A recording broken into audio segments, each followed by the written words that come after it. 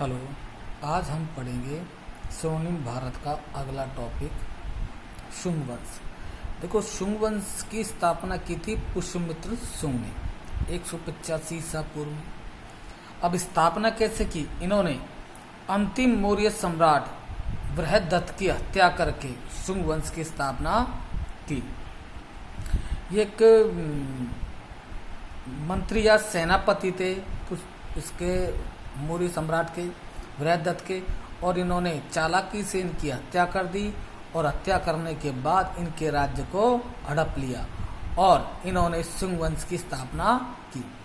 पुष्यमित्र शुंग वंश के प्रथम शासक थे।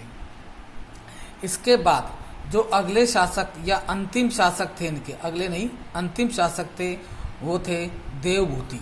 देवभूति की हत्या वासुदेव कर्णव ने की। कर्णव वंश हमारे टॉपिक में नहीं है।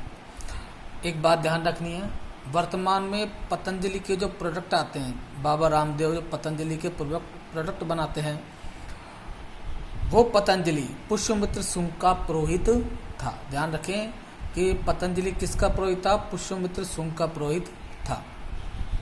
इसके बाद जो अगला वंश आता है वो आता है सातवाहन वंश। वंश और भी आए हैं, लेकिन जो हमारे बुक्स में है वो है सातवाहन वंश, 60 ईसा पूर्व।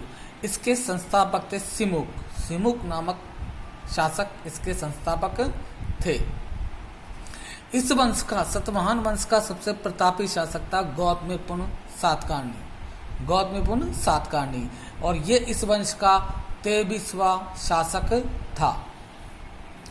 सातवाहन वंश में माता के नाम को आगे लगाया जाता था। इस वंश में माता के नाम को आगे लगाया जाता था। ये कहें कि सातकर्णी अपने नाम के आगे अपनी माता गौतमी का नाम भी लगाता था। इसके बाद जो भारत में जो अगला वंश आया, जो बड़ा वंश आया, अगला महान वंश आया, वो आया गुप्त वंश। और इस वंश को भारत का सबसे अच्छा वंश कहा जाता है। इन्होंने भारत में बहुत विकास किए। इन्हीं की काल में पहली बार भारत में मंदिर पाए गए। गुप्त काल को भारत के इतिहास का स्वर्ण काल भी कहा जाता है। इस वंश के संस्थापक थे श्रीगुप्त। इन्हें गुप्त वंश का संस्थापक भी कहा जाता है।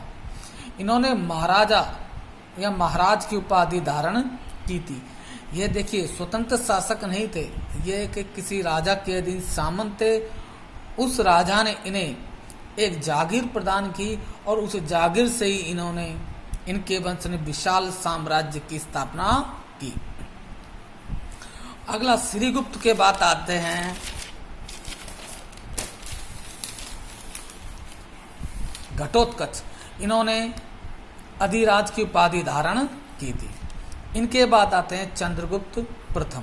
इनका शासनकाल 320 ईसा पूर्व से 335 ईसा पूर्व तक रहा। इन्होंने जो उपाधि धारण की वो महाराजा अधिराज की उपाधि धारण की। आगे ध्यान रखिए, ये भी एक महान सम्राट थे। इन्होंने गुप्त संवत चलाया था, जो आज भी चल रहा है। इन्होंने गुप्त संवत चलाया था जो 319 में चलाया था। देखिए, इन्होंने लिच्छवी राजकुमारी कुमार देवी से विवाह किया था। एक राज्य था लिच्छवी, उसकी राजकुमारी कुमार देवी से इन्होंने विवाह किया और इसके बाद इनका साम्राज्य और बढ़ता गया, क्योंकि इनके ससुराल की तरफ से इन्हें काफी क्षेत्र प्राप्त हुआ था। इन्होंने राजा रानी प्रकार के सिक्के चलाए थे, जो सोने के सिक्के थे।